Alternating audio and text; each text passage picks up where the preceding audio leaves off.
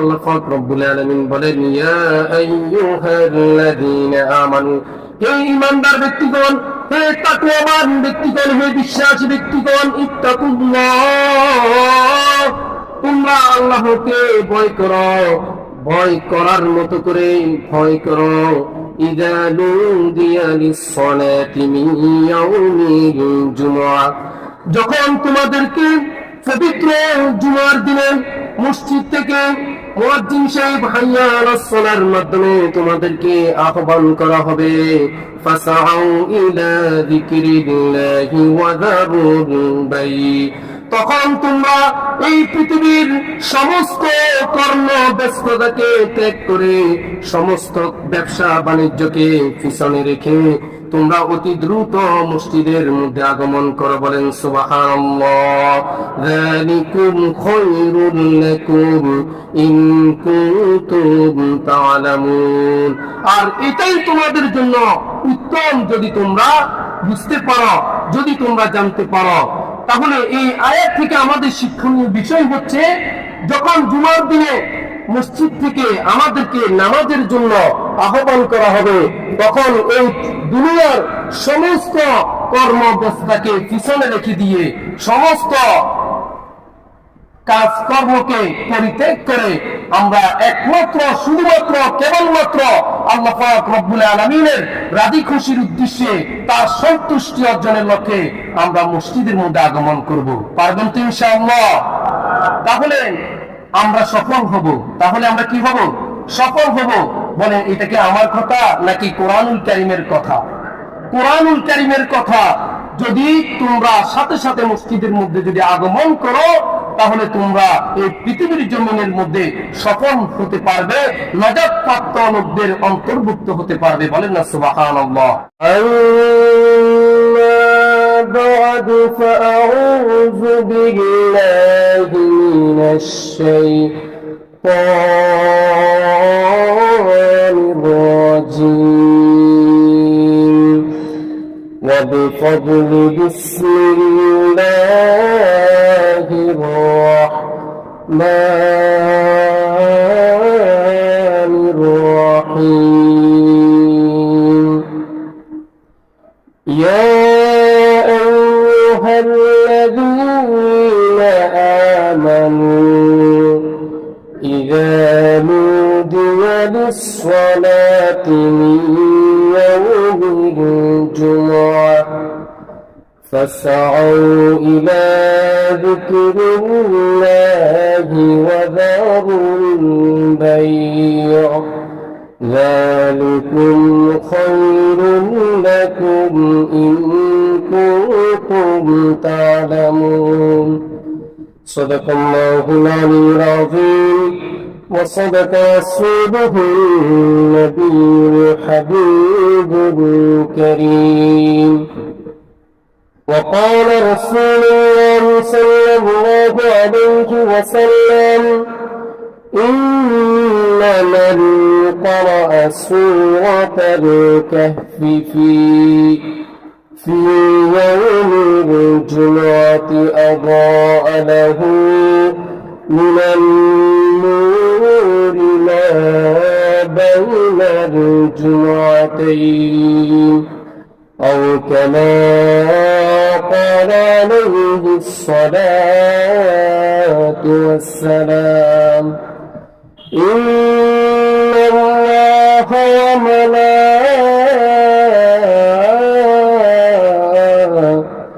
وملائكته يصلون على النبي يا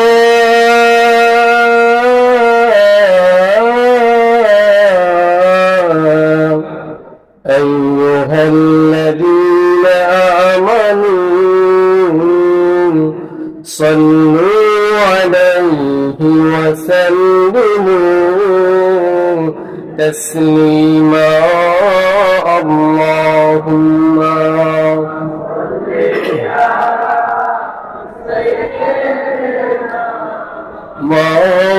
مولانا محمد وعلى آله مولانا يا رسول الله حبيبي خلقي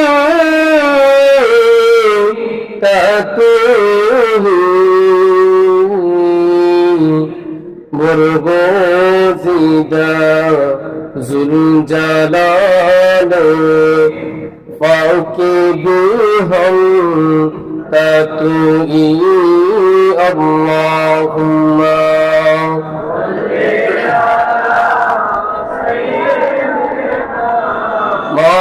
مولانا محمد وعلى آله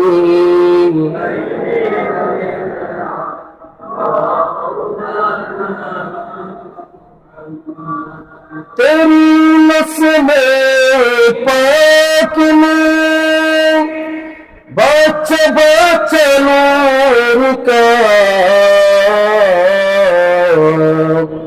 तुझे आईन नूर तेरा सब घराना नूर का अल्लाहुम्मा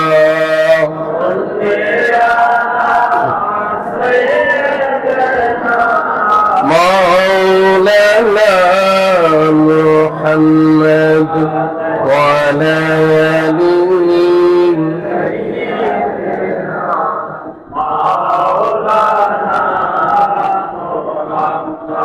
بلغوا ما آمنا به بلغوا يقمر জিন্দেগি আপনার কোনে তশরিফ আনলেন রহমাতাল লিল আলামিন আল্লাহুম্মা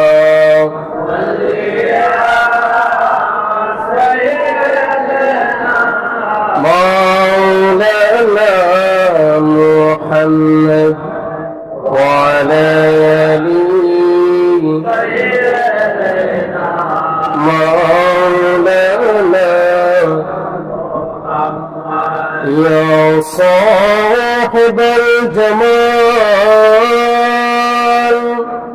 ويا سيد البشر من وجهك المنير لقد نور القمر اللهم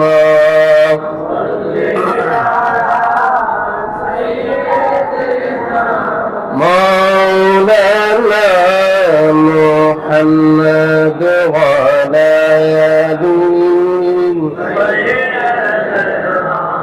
مولانا محمد لا إله إلا الله لا إله إلا الله لا إله إلا الله لا إله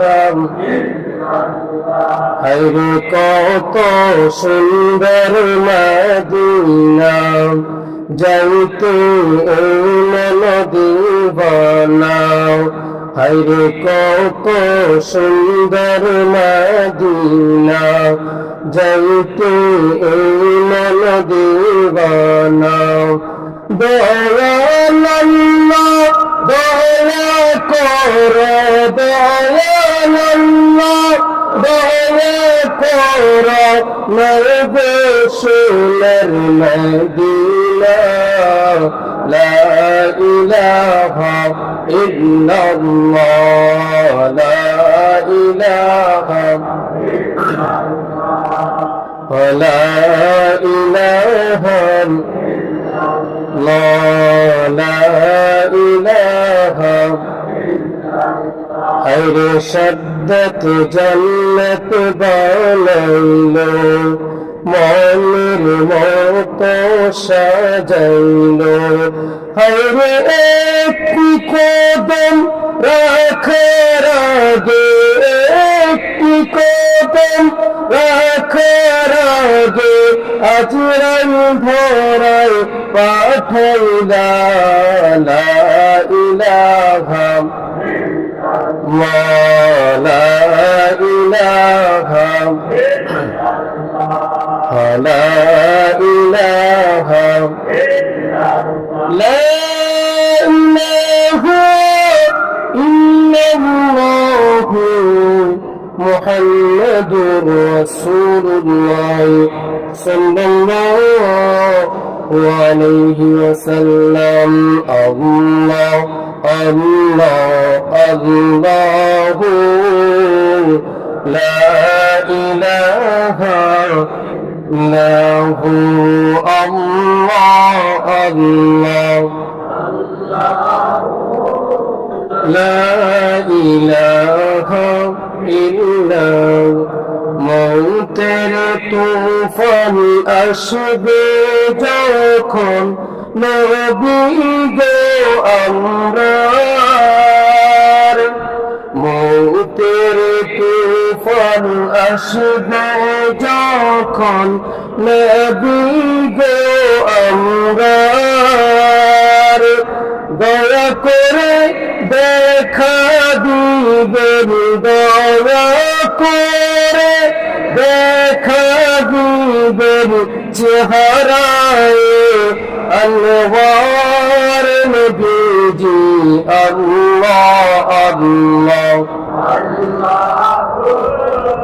লা ইলাহা ইল্লাহু আল্লাহ আল্লাহ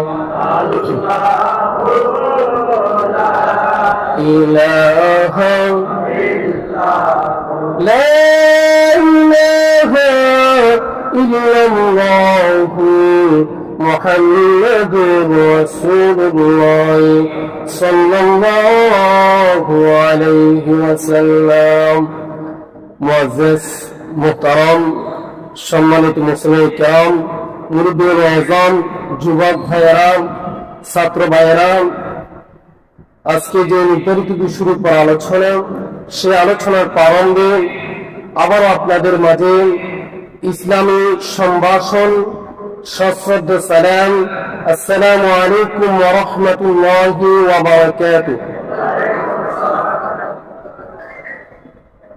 মহান আল্লাহ পাক সুবহানাহু ওয়া তাআলা জাল্লা জালালুহু ওয়া আম্মা নওয়ালুহুর আলিশান দরবারে লক্ষ কোটি কোটি শুকরিয়া যে আল্লাহ পাক সুবহানাহু ওয়া তাআলা আমাদের মতো তার কিছু গুনাহগার বান্দাদেরকে আল্লাহর ঘরে মসজিদে পবিত্রতম একটা মাসে, পবিত্রতম একটা দিনে, পবিত্রতম একটা সময়ে, যারা আমরা এই দুনিয়ার সমস্ত কর্ম ব্যস্ততাকে ত্যাগ করে, সমস্ত কর্ম ব্যস্ততাকে পরিহার করে যারা আমরা পবিত্র ফরাতুল জুমার নামাজ আদায়ের উদ্দেশ্যে মসজিদে সমবেত হওয়ার সেই তৌফিক দান করেছেন।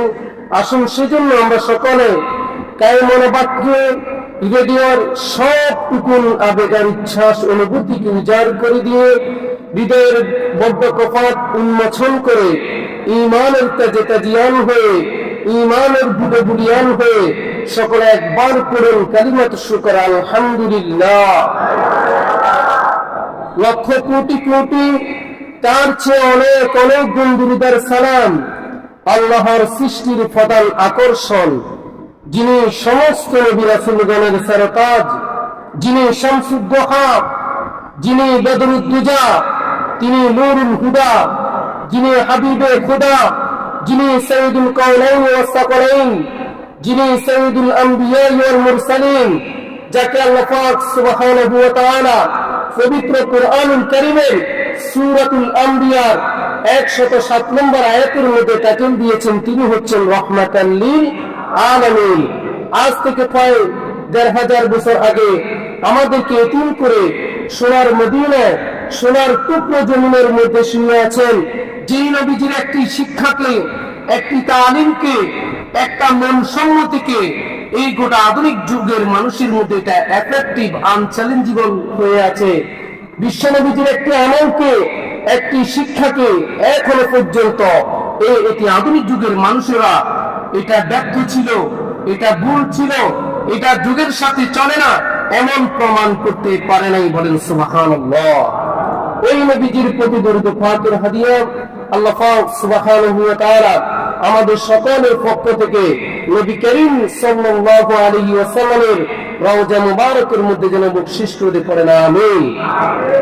সম্মানিত হাজিরিন, আমি আপনাদের মাঝে পবিত্র কুরআনুল কারীমের সূরাতুল জুমার 9 নম্বর আয়াত তেলাওয়াত করেছি এবং রাসূল আরবি সাল্লাল্লাহু তাআলা আলাইহি ওয়াসাল্লামের অসংখ্য অগণিত হাদিসে মুবারকা থেকে একটি হাদিসের অংশ বিশেষ আপনাদের সম্মুখে তেলাওয়াত করেছি। এই কোরআন এবং হাদিসকে সামনে রেখে আজকে আমাদের আলোচ্য বিষয় হচ্ছে পবিত্র জুমা সম্পর্কে। কি সম্পর্কে বলেন? পবিত্র জুমা সম্পর্কে। এই যে পবিত্র জুমা আমাদের মাঝে উপস্থিত, এই জুমাটা একটা নামকরণ রয়েছে। এই জুমা সম্পর্কে আল্লাহ পাক রব্বুল আলামিন পবিত্র কুরআনুল কারীমের 114টি সূরার মধ্যে একটি সূরা নাজিল করে দিয়েছেন। বলেন না সুবহানাল্লাহ। তো আমরা জানব জুমা শব্দটি বাবে ফাতাহা এর মাজদার, যা আল জামউ শব্দ থেকে এর উৎপত্তি। এই জুমা শব্দের অর্থ হলো একত্রিত করা, মিলিত করা, সম্মিলন করা, জামায়াত করা ইত্যাদি। এটা হলো জুমা শব্দের কি অর্থ।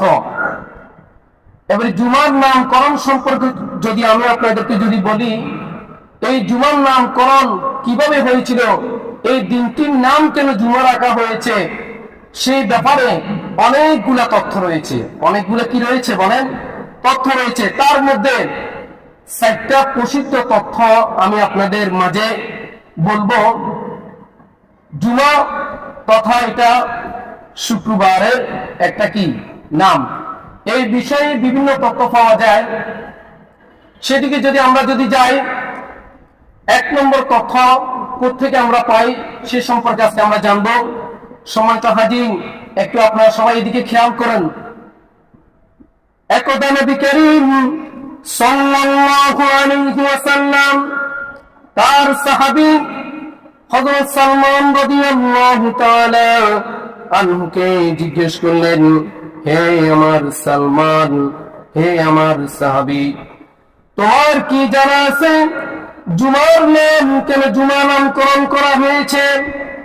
তখন হযরত সালমান রাদিয়াল্লাহু তাআলা আনহু বলতে লাগলেন, ইয়া রাসূলুল্লাহ, ইয়া হাবিবাল্লাহ, জুমার নাম জুমা কেন নামকরণ করা হয়েছে আমি তো সালমান এই বিষয়ে অবগত নই।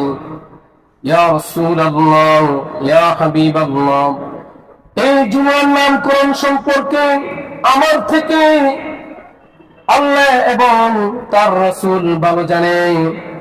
আপনি যদি আমাকে এই জুমার নামকরণ সম্পর্কে যদি একটু অবগত করেন, তাহলে আমি সালমান উপকৃত হব। বলেন সুবহানাল্লাহ। তারপরে আমাদের নবী মুহাম্মদুর রাসূলুল্লাহ সাল্লাল্লাহু আলাইহি ওয়াসাল্লাম তার সাহাবী হযরত সালমান রাদিয়াল্লাহু তাআলা আনহুকে বলতে লাগলেন, হে সালমান, তাহলে শুনো, তোমাদের আদি পিতা হযরত আদম আলাইহিস সালাতু ওয়াস সালামকে সৃষ্টি করার জন্য আল্লাহ পাক রব্বুল আলামিন এই দিবসের মধ্যে তার খামিরগুলোকে একত্রিত করেছে। এই জন্য এই দিবসের নামকরণ করা হয়েছে জুমা। বলেন সুবহানাল্লাহ। আর একটি সূত্র হতে জানাবেন, হযরত আদম আলাইহিস সালাতু ওয়াস সালাম এবং মা হাওয়া আলাইহিস সালাতু ওয়াস সালামকে সৃষ্টি করার পরে তাদের মধ্যে এই দিবসের মধ্যে তাদের মধ্যে পূর্ণ মিলন ঘটানো হয়েছিল। তাই তো এই দিবসের নামকরণ করা হয়েছে জুমা। বলেন সুবহানাল্লাহ।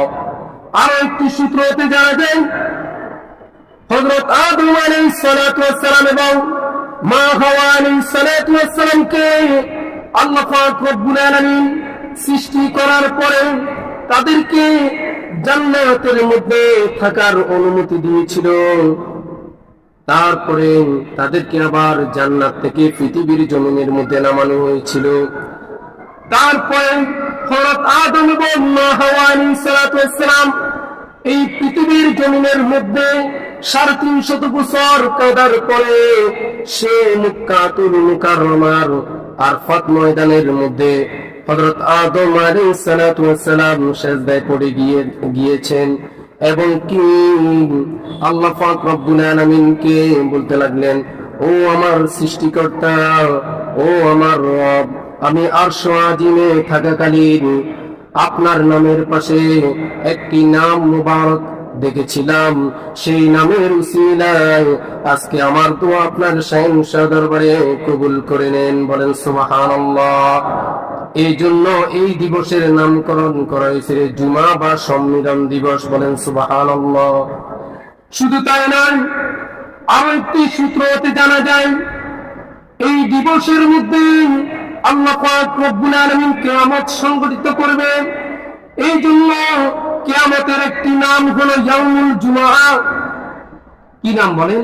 ইয়াউমুল জুমআ। কুরআনুল কারীমের মধ্যে আল্লাহ পাক রব্বুল আলামিন বলেন, ইয়াউমা ইয়াজমাউকুম লিয়াউমিল জামঈ।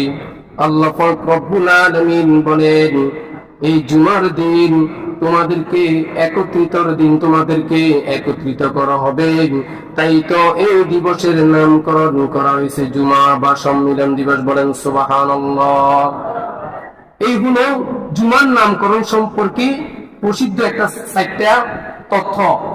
এক নম্বর হলো হযরত আদম আলাইহিস সালাতু ওয়াস সালামকে এই দিবসের মধ্যে তাকে সৃষ্টি করার জন্য আল্লাহ পাক রব্বুল আলামিন তার খামিরগুলোকে, তার কাদা মাটিগুলোকে একত্রিত করেছে।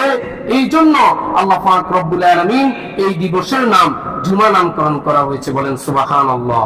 এভাবে করে আর বিভিন্ন তথ্য রয়েছে, সেদিকে আমরা যাব না। সম্মানিত হাজিরিন, এই দিবসের মধ্যে যে কিয়ামত সংঘটিত করবে এই বিষয়ে কুরআনুল কারীমের সূরাতুল জিলজালের 6 নম্বর আয়াত এবং 7 নম্বর আয়াত এবং 8 নম্বর আয়াতের মধ্যে আল্লাহ পাক রব্বুল আলামিন বলেন, ইয়াউমা ইযিন ইয়াসদুরুন নাসু আশতাতান লিয়ারাউ আমালাহুম। বলেন সুবহানাল্লাহ। আল্লাহ পাক রব্বুল আলামিন সূরাতুল জিলজালের 6 নম্বর আয়াতের মধ্যে বলতেছেন, সেদিন মানুষ ভিন্ন ভিন্ন দলে বের হবে। সেদিন মানুষ বিভিন্ন দলে দলে বের হবে। কোথায় থেকে বের হবে? কবরের পেট থেকে বের হবে। কোথায় যাবে? কিয়ামতের ময়দানে যাবে। কারণ সেদিন আল্লাহ পাক রব্বুল আলামিন সকলের আমল তাদেরকে দেখানো হবে। তাদের নেক আমল যা কিছু করেছে কিয়ামতের ময়দানে তাদেরকে দেখানো হবে। বলেন সুবহানাল্লাহ। শুধু তাই নয়, তারপরে আয়াত 7 নম্বর আয়াতের মধ্যে বলতেছে, ফামান ইয়ামাল মিসকালা যারাতিন খায়রান ইয়ারা ওয়া মান ইয়ামাল মিসকালা যারাতিন শাররান ইয়ারা। আল্লাহ পাক রব্বুল আলামিন সূরাতুল জিলজালের 7 নম্বর আয়াতের মধ্যে বলতেছে, সুতরাং যে ব্যক্তি এই পৃথিবীর জমিনের মধ্যে সৎ কাজ করবে, আল্লাহ এবং তার রাসূলের অনুকরণ করবে, তাদের আমলনামা আল্লাহ পাক রব্বুল আলামিন ডান হাতে নাজিল করবে। বলেন সুবহানাল্লাহ। ওয়া মান ইয়ামাল মিসকালা যারাতিন শাররান ইয়ারা। আর যে ব্যক্তি এই পৃথিবীর জমিনের মধ্যে অসৎ কাজ করবে, অসৎভাবে চলাচল করবে, কিয়ামতের ময়দানে তাদের আমলনামা বাম হাতে দেওয়া হবে। বলেন নাউযুবিল্লাহ। হাদিসে মুবারকের মধ্যে আমরা দেখতে পাই আল্লাহর নবী বলেছেন, যে ব্যক্তির কিয়ামতের ময়দানে ডান হাতে আমলনামা দেওয়া হবে সে ব্যক্তি হবে জান্নাতি। আর যে ব্যক্তির আমলনামা বাম হাতে দেওয়া হবে সে ব্যক্তি হবে জাহান্নামী। বলেন নাউজুবিল্লাহ। অর্থাৎ এই আয়াত থেকে, এই জুমা থেকে আমাদের শিক্ষণীয় বিষয় হচ্ছে, আমরা এই পৃথিবীর জমিনের মধ্যে যতদিনে বাঁচি, যতদিন আমাদের হায়াত রিজিক এই পৃথিবীর জমিনের মধ্যে থাকে, আমরা সৎ পথে চলাচল করতে হবে। কথা বলেন ঠিক কিনা? হালালকে হালাল জানতে হবে, হারামকে হারাম ভাবে কি মানতে হবে। তাহলে যে বলতেছে সেদিন মানুষ কবর থেকে কিয়ামতের ময়দানে যাবে, তখন আল্লাহ পাক রব্বুল আলামিন যে পৃথিবীর জমিনের মধ্যে যারা ভালো কাজ করেছে তাদেরকে তাদের ভালো কাজগুলা তাদের সামনে প্রেজেন্টেশন করবে, তাদেরকে দেখানো হবে। বলেন না সুবহানাল্লাহ। আর যে ব্যক্তি অসৎ কাজের মধ্যে থাকবে, হারাম কাজের মধ্যে লিপ্ত থাকবে, এই দুনিয়ার রং তামাশার মধ্যে লিপ্ত থাকবে, তাদেরকেও সেদিন দেখানো হবে তাদের এই বদ আমল প্রেজেন্টেশন করে। বলেন না নাউজুবিল্লাহ। এই জন্য আজকে জুমা থেকে আমরা শিক্ষা নিব, আমাদের হায়াতে যতদিন আমরা এই পৃথিবীর জমিনের মধ্যে বাঁচবো, আমরা সঠিক পথে আল্লাহ এবং তার রাসূলকে অনুসরণ করে আমাদের জীবন, আমাদের পরিবারের জীবন, আমাদের সামাজিক, আমাদের রাষ্ট্র আমরা পরিচালনা করব। কথা বলেন ঠিক কিনা? তারপরে এই জুমার এত বেশি গুরুত্ব, এত বেশি ফজিলত, আল্লাহ পাক রব্বুল আলামিন কুরআনুল কারীমের 114টি সূরার মধ্যে একটি সূরা এই পবিত্র জুমার দিনে নামকরণ করা হয়েছে। বলেন সুবহানাল্লাহ। এই সূরাতুল জুমার 9 নম্বর আয়াতের মধ্যে আল্লাহ পাক রব্বুল আলামিন বলেন, ইয়া আইয়ুহাল্লাযীনা আমানু ইযা নুদিয়া লিস-সালাতি মিন ইয়াউমিল জুমআহ فاسعوا إلى ذكر الله وذروا البيع ذلكم خير لكم إن كنتم تعلمون। বলেন সুবহানাল্লাহ। আল্লাহ পাক রব্বুল আলামিন সূরাতুল জুমার 9 নম্বর আয়াতের মধ্যে ইরশাদ করতেছে, ইয়া আইয়ুহাল্লাযীনা আমানু, হে ঈমানদারগণ। মনে রাখবেন, তাফসীরের মধ্যে আমরা দেখতে পাই আল্লাহ পাক রব্বুল আলামিন কোরআনুল কারীমের যে জায়গার মধ্যে ইয়া আইয়ুহাল্লাযীনা আমানু ব্যবহার করেছে, তারপরে যে অংশ আসবে সেই অংশটা আপনার আমার জন্য মানা ফরজে আইন। বলেন কি? ফরজে আইন। এই জন্য আল্লাহ পাক রব্বুল আলামিন বলেন, ইয়া আইয়ুহাল্লাযীনা আমানু, হে ঈমানদার ব্যক্তিগণ, হে তাকওয়াবান ব্যক্তিগণ, হে বিশ্বাসী ব্যক্তিগণ, ইত্তাকুল্লাহ, তোমরা আল্লাহকে ভয় করো, ভয় করার মতো করে ভয় করো। ইযা নুদিয়া লিস-সালাতি মিন ইয়াউমিল জুমআহ, যখন তোমাদেরকে পবিত্র জুমার দিনে মসজিদ থেকে মুয়াজ্জিন সাহেব হাইয়া আলাস সালার মাধ্যমে তোমাদেরকে আহ্বান করা হবে, ফাসাউ ইলা যিকরিল্লাহি ওয়া যারুল বাই, তখন তোমরা এই পৃথিবীর সমস্ত কর্ম ব্যস্ততাকে ত্যাগ করে, সমস্ত ব্যবসা বাণিজ্যকে পিছনে রেখে তোমরা অতি দ্রুত মসজিদের মধ্যে আগমন করো। বলেন সুবহানাল্লাহ। যালিকুম খায়রুল লাকুম ইন কুনতুম তা'লামুন, আর এটাই তোমাদের জন্য উত্তম যদি তোমরা বুঝতে পারো, যদি তোমরা জানতে পারো। তাহলে এই আয়াত থেকে আমাদের শিক্ষণীয় বিষয় হচ্ছে, যখন জুমার দিনে মসজিদ থেকে আমাদেরকে নামাজের জন্য আহ্বান করা হবে, তখন এই দুনিয়ার সমস্ত কর্মব্যস্ততাকে পিছনে রেখে দিয়ে, সমস্ত কাজকর্মকে পরিত্যাগ করে আমরা একমাত্র শুধুমাত্র কেবলমাত্র আল্লাহ পাক রব্বুল আলামিনের রাজি খুশির উদ্দেশ্যে, তার সন্তুষ্টি অর্জনের লক্ষ্যে আমরা মসজিদের মধ্যে আগমন করব। পারবেন তো ইনশাআল্লাহ? তাহলে আমরা সফল হব। তাহলে আমরা কি হব? সফল হব। বলেন, এটা কি আমার কথা নাকি কোরআনুল কারীমের কথা? কোরআনুল কারীমের কথা। যদি তোমরা সাথে সাথে মসজিদের মধ্যে যদি আগমন করো, তাহলে তোমরা এই পৃথিবীর জমিনের মধ্যে সফল হতে পারবে, নাজাতপ্রাপ্ত লোকদের অন্তর্ভুক্ত হতে পারবে। বলেন না সুবহানাল্লাহ।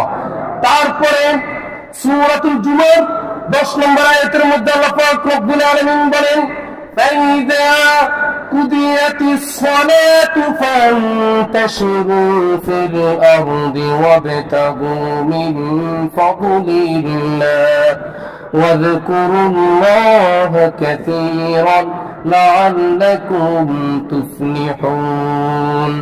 আল্লাহ পাক রব্বুল আলামিন সূরাতুল জুমার 10 নম্বর আয়াতের মধ্যে বলতেছেন, যখন মসজিদে তোমাদের ইবাদত বন্দেগী শেষ হয়ে যাবে, আল্লাহর হুকুম আহকাম শেষ হয়ে যাবে, তখন তোমরা মসজিদের মধ্যে আর বসে থেকো না, তখন তোমরা এই পৃথিবীর জমিনের মধ্যে ছড়িয়ে পড়ো এবং আল্লাহর অনুগ্রহ তালাশ করো, তবে তোমরা সাফল্য অর্জন করতে পারবে। বলেন সুবহানাল্লাহ। তাহলে এই আয়াত থেকে আমরা কি শিক্ষা নিব? 9 নম্বর আয়াতের মধ্যে বলছে, যখনই আযান দেওয়া হবে তখন তুমি তোমার এই দুনিয়ার সমস্ত কর্মব্যস্ততা কি করো? ত্যাগ করে মসজিদের মধ্যে চলে আসো। আর 10 নম্বর আয়াতের মধ্যে বলছে, যখনই তোমার ইবাদত বন্দেগী শেষ হয়ে যাবে তখন তুমি আর মসজিদের মধ্যে কি থেকো না, তখন তুমি এই পৃথিবীর জমিনের মধ্যে ছড়িয়ে পড়ো এবং আল্লাহর অনুগ্রহ তালাশ করো। এখানে অনুগ্রহ বলতে তাফসীরের মধ্যে বলতেছে, তোমরা আল্লাহর দরবারে রিজিক তালাশ করো। একটু আওয়াজ দিয়ে বলেন না সুবহানাল্লাহ। এবং বেশি বেশি আল্লাহ পাক রব্বুল আলামিনকে স্মরণ করো, তাহলে কি হবে? আল্লাহ পাক রব্বুল আলামিন সূরাতুল মুমিনের 60 নম্বর আয়াতের মধ্যে বলতেছেন, وقال ربكم ادعوني أستجب لكم إن الذين يستكبرون عن عبادتي سيدخلون جهنم داخرين। বলেন সুবহানাল্লাহ। তাহলে আল্লাহ পাক রব্বুল আলামিন সূরাতুল মুমিনের 60 নম্বর আয়াতের মধ্যে বলতেছে, ও আমার বান্দারে, তোমরা আমাকে ডাকো, আমি তোমাদের ডাকে সাড়া দিব। বলেন না সুবহানাল্লাহ। আল্লাহ পাক রব্বুল আলামিন যুবক ভাইদেরকে উদ্দেশ্য করে বলতেছেন, হে যুবক, তোমরা যদি এই পৃথিবীর জমিনের মধ্যে আল্লাহ পাক রব্বুল আলামিনকে একবার ডাকো, তাহলে আমার আল্লাহ পাক রব্বুল আলামিন তোমাদের ডাকে 70 বার জবাব দিবে। বলেন না সুবহানাল্লাহ। এই জন্য আল্লাহ পাক রব্বুল আলামিন বলেন, ওয়াকালা রাব্বুকুম উদউনি আস্তাজিব লাকুম। তোমরা যত বেশি আমাকে স্মরণ করবে তত বেশি আমি আল্লাহ পাক রব্বুল আলামিন তোমাদেরকে স্মরণ করব। বলেন না সুবহানাল্লাহ। ইন্নাল্লাযীনা ইস্তাকবিরুনা عن عبادتي سيدخلون جهنم داخرين। আল্লাহ পাক রব্বুল আলামিন বলেন, আর যারা অহংকার বশত আমি আল্লাহ পাক রব্বুল আলামিনের ইবাদত বন্দেগী থেকে মুখ ফিরিয়ে নিবে, তারা অচিরেই লাঞ্ছিত হবে। বলেন নাউযুবিল্লাহ। শুধু তাই নয়, ইয়াদখুলুনা জাহান্নাম দাখিরিন, তারা লাঞ্ছিত হয়ে পথভ্রষ্ট হয়ে জাহান্নাম দাখিরিন, তারা জাহান্নামের মধ্যে প্রবেশ করবে। বলেন না নাউযুবিল্লাহ। একটু দর্শে পড়ি, আল্লাহুম্মা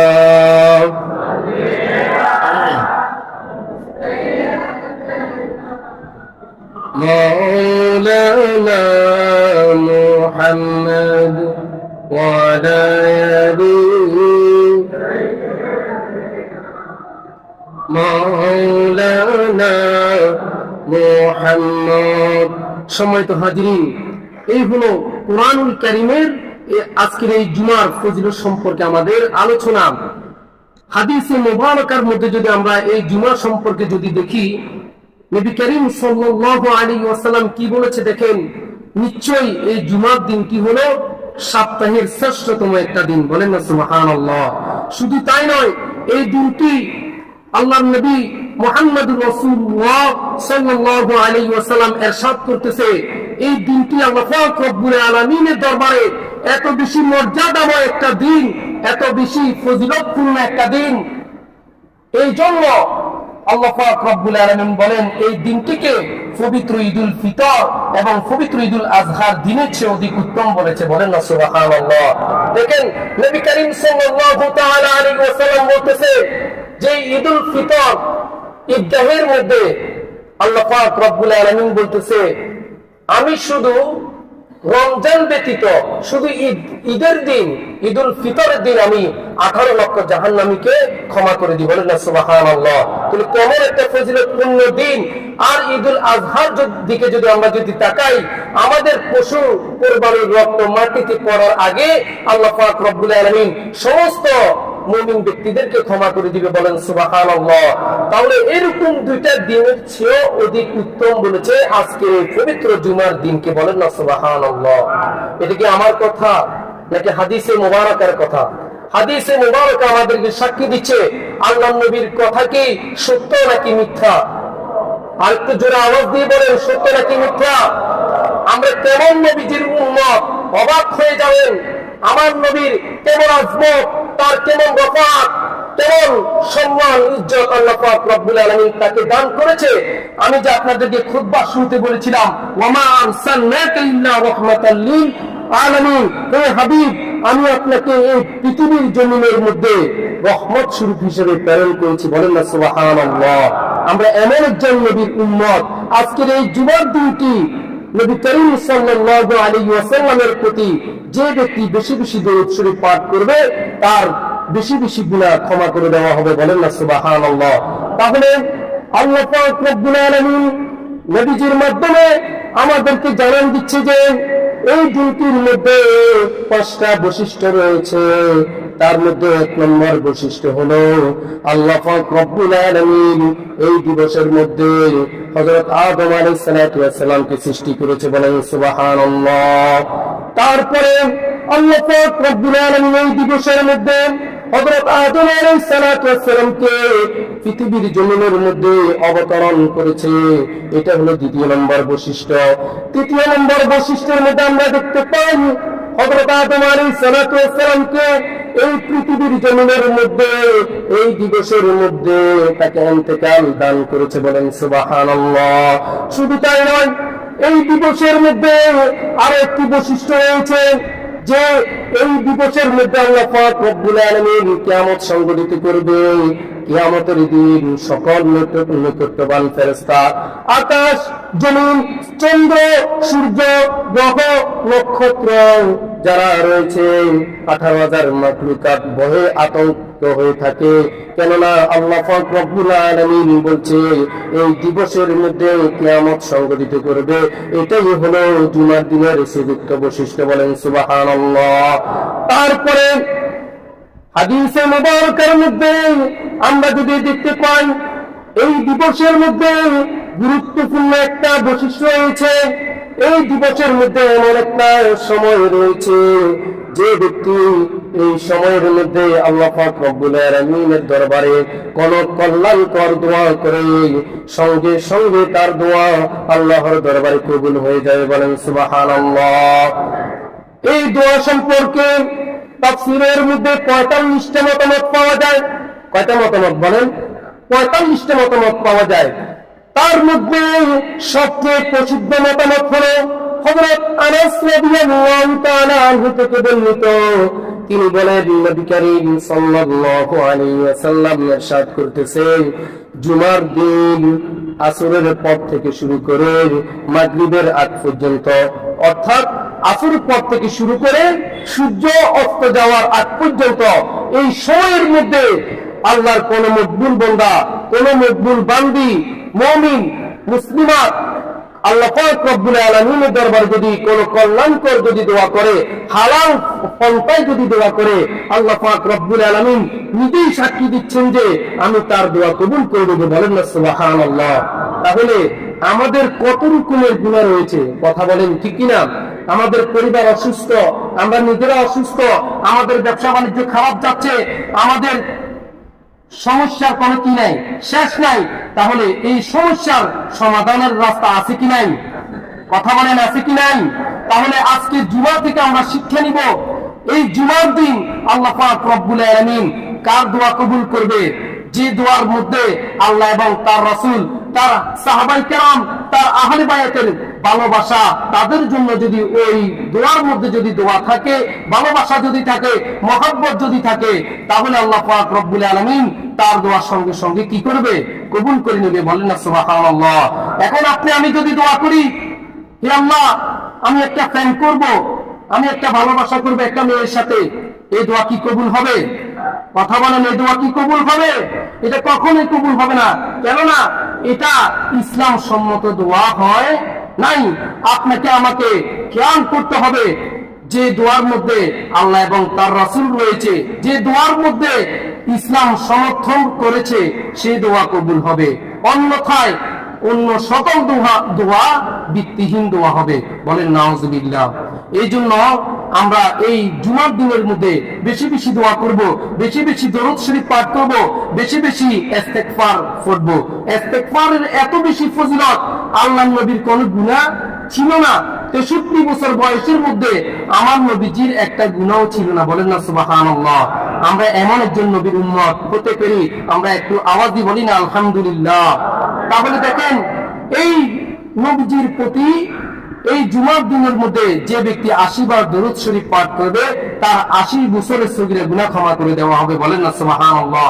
অন্য হাদিসের মধ্যে আমরা দেখতে পাই, যে ব্যক্তি নবী করিম সাল্লাল্লাহু তাআলা আলাইহি ওয়াসাল্লামের প্রতি একবার দরুদ শরীফ পাঠ করবে, আল্লাহ পাক রব্বুল আলামিন তার প্রতি 10 বার রহমত নাজিল করবে। বলেন না সুবহানাল্লাহ।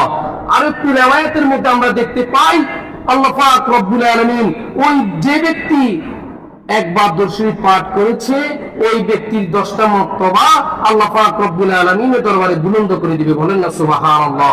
এই জন্য আমরা বেশি বেশি কি করব? দরুদ শরীফ পড়ব। একেবারে না পারলে শুধুমাত্র সাল্লাল্লাহু আলাইহি ওয়াসাল্লাম, সবাই বলেন সাল্লাল্লাহু আলাইহি ওয়াসাল্লাম, সাল্লাল্লাহু আলাইহি ওয়াসাল্লাম, এভাবে করে আমরা দৈনিক 100 বার।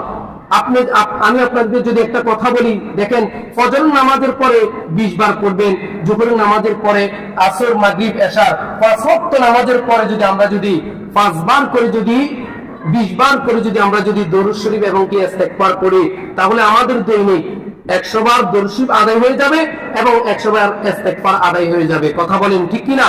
এই জন্য আল্লাহ পাক রব্বুল আলামিন যেন আমাদের সকলকে এই জুমা থেকে শিক্ষা নিয়ে সর্বপ্রথম আমাকে, পরবর্তীতে আপনাদেরকে আমল করা সেই তৌফিক দান করে। পড়েন আমিন। সম্মানিত হাজিরিন, আরেকটা হাদিস বলে আমি আপনাদেরকে শেষ করে দিব। এই হাদিসে মুবারাকার মধ্যে আল্লাহর নবী সাল্লাল্লাহু আলাইহি ওয়াসাল্লাম বলতেছে, ইন্নামান ক্বারা'a সূরাতাল কাহফি ফি ইয়াউমিল জুমআতি আদাআ লাহু মিনান নূরি মা বাইনাল জুমআতাইন। আল্লাহর নবী ইরশাদ করতেছে, যে ব্যক্তি এই জুমার দিনের মধ্যে পবিত্র কোরআনুল কারীমের সূরাতুল কাহফ তেলাওয়াত করবে, সে ব্যক্তি অর্ধ জুমা থেকে আগামী জুমা পর্যন্ত যে মধ্যবর্তী সময় রয়েছে, এই সময়ের মধ্যে সে নূরের মধ্যে বাসতে থাকবে। বলেন সুবহানাল্লাহ। এই সূরাতুল কাহফের এত বেশি ফজিলত আল্লাহ পাক রব্বুল আলামিন যখন নাযিল করেছে, এই সূরাতুল কাহফ 1 থেকে শুরু করে, প্রথম আয়াত থেকে শুরু করে শেষ আয়াত পর্যন্ত একসাথে পৃথিবীর জমিনের মধ্যে আল্লাহর হাবিবের উপরে নাজিল করেছে। বলেন না সুবহানাল্লাহ। শুধু তাই নয়, এই সূরাতুল কাহফ যখন এই পৃথিবীর মধ্যে যখন নাজিল হয়েছিল, তখন আল্লাহর রহমতের 70,000 ফেরেশতা এই পৃথিবীর জমিনের মধ্যে আগমন করেছে। একটু আওয়াজ দিয়ে বলেন সুবহানাল্লাহ। শুধু তাই নয়, হযরত আবু দারদা রাদিয়াল্লাহু তাআলা আনহু থেকে বর্ণিত, তিনি বলেন, নবী করিম সাল্লাল্লাহু আলাইহি ওয়াসাল্লাম বলতেছেন, যে ব্যক্তি এই সূরাতুল কাহফের প্রথম আয়াত থেকে 10ম আয়াত পর্যন্ত এবং শেষের 10ম আয়াত পর্যন্ত যে ব্যক্তি মুখস্থ করবে বা তেলাওয়াত করবেন, আল্লাহর নবী ফরমাইতেছেন যে ওই ব্যক্তি ঈশার জামানার মধ্যে দাজ্জালের ফিতনা থেকে আল্লাহ পাক রব্বুল আলামিন তাকে রক্ষা করবে। বলেন সুবহানাল্লাহ। তাহলে কত বেশি ফজিলত যে ব্যক্তি প্রথম 10টা আয়াত এবং শেষ 10টা আয়াত যে ব্যক্তি তেলাওয়াত করবে, মুখস্থ করবে, প্রতিনিয়ত আমল করবে, আল্লাহ পাক রব্বুল আলামিন ওই ব্যক্তিকে এই শেষ জামানার দাজ্জালের হাত থেকে তাকে রক্ষা করা হবে। বলেন না সুবহানাল্লাহ। তাহলে এই কোরআনুল কারীম তেলাওয়াত করার দরকার আছে কি নাই? বলেন দরকার আছে কি নাই? আমরা অনেকে কোরআন তেলাওয়াত করতে জানি না, কথা বলেন ঠিক কি না? যে ব্যক্তি জানে ওই ব্যক্তি থেকে শুনলেও যে ব্যক্তি তেলাওয়াত করবে যে পরিমাণ সওয়াব পাবে, আপনি শোনার কারণে ওই সম পরিমাণ সওয়াব পাবে। বলেন না সুবহানাল্লাহ। এই জন্য আমরা যারা শিখতে পারি না, আমরা ব্যর্থতা মনে করব না। আমাদের যে ছেলে মেয়ে রয়েছে, যে নাতি রয়েছে, নাতনি রয়েছে, আমরা তাদেরকে কোরআন শিক্ষা দিব। পারবেন তো ইনশাআল্লাহ? তাহলে আজকের এই জুমা থেকে আমরা একটা শিক্ষা নিব, আমরা নিজেরাও কোরআন তেলাওয়াত করার চেষ্টা করব এবং আমাদের পরিবারকে এই কোরআনুল কারীম তেলাওয়াত করার জন্য তাদেরকে উৎসাহ দিব এবং কি আমাদের ছেলে মেয়েদেরকে উৎসাহ দিব। তাহলে আল্লাহ পাক রব্বুল আলামিন আমাদেরকে নাজাত প্রাপ্ত দলের সাথে আমাদেরকে যোগ করে দিবে। বলেন না সুবহানাল্লাহ। আরেকটা হাদিস আমি যদি আপনাদেরকে বলি, এই জুমার দিনের কতটা বেশি ফজিলত, সংক্ষেপে শেষ করে দিব। দেখেন, আল্লাহ নবী ফরমাইতেছেন যে এই জুমার দিনে আল্লাহ তার রহমতের ফেরেশতা দুইজনকে এই জামে মসজিদের দরজার সামনে দাঁড় করাই দিয়ে। বলেন না সুবহানাল্লাহ। এবং কি তাদের হাতের মধ্যে একটা কলম এবং কি একটা খাতা থাকে। এই কলম এবং খাতার কি কাজ সেটাই বলে শেষ করে দিব। দেখেন, নবী করিম সাল্লাল্লাহু তাআলা আলাইহি ওয়াসাল্লাম বলতেছে, যে ব্যক্তি জুমার দিনে সর্বপ্রথম মসজিদের মধ্যে আগমন করবে, তার আমলনামার মধ্যে আল্লাহ পাক রব্বুল আলামিন একটি উট আল্লাহর দরবারে কুরবানি দিলে যে পরিমাণ সওয়াব হবে, ওই যে ব্যক্তি সর্বপ্রথম মসজিদের মধ্যে আগমন করবে তার আমলনামার মধ্যে আল্লাহ পাক রব্বুল আলামিন একটি উট কুরবানি সওয়াব দিবে। বলেন না সুবহানাল্লাহ। তাহলে কত বড় একটা ফজিলত। এখন প্রশ্ন হলো, এই মসজিদের দরজা দিয়ে আমি যদি 100 কোটি লোক যদি সর্বপ্রথম ঢুকে, তাহলে আমার আল্লাহ পাক রব্বুল আলামিন 100 কোটি উট কুরবানি সওয়াব দিতে পারবে কি পারবে না? কথা বলেন, পারবে কি পারবে না? কেন? আমার আল্লাহর বিগয়রি হিসাব, যার কোনো কি নাই, হিসাব নাই, তার কোন ধন ভান্ডারের কোনো কি নাই, অভাব নাই। তো এই জন্য আমি আপনাদেরকে আরজ করব, আপনার জুমার দিনে সমস্ত কর্মব্যস্ততাকে ত্যাগ করে আগে আগে মসজিদের মধ্যে আমরা আসতে পারি, তাহলে হাদিস শরীফ সাক্ষী, 100% সাক্ষী, আল্লাহর নবী ফরমাইতেছেন যে ব্যক্তি সর্বপ্রথম মসজিদের মধ্যে আগমন করবে তার আমলনামার মধ্যে একটি উট কুরবানি সওয়াব লিপিবদ্ধ হয়ে যাবে। বলেন সুবহানাল্লাহ।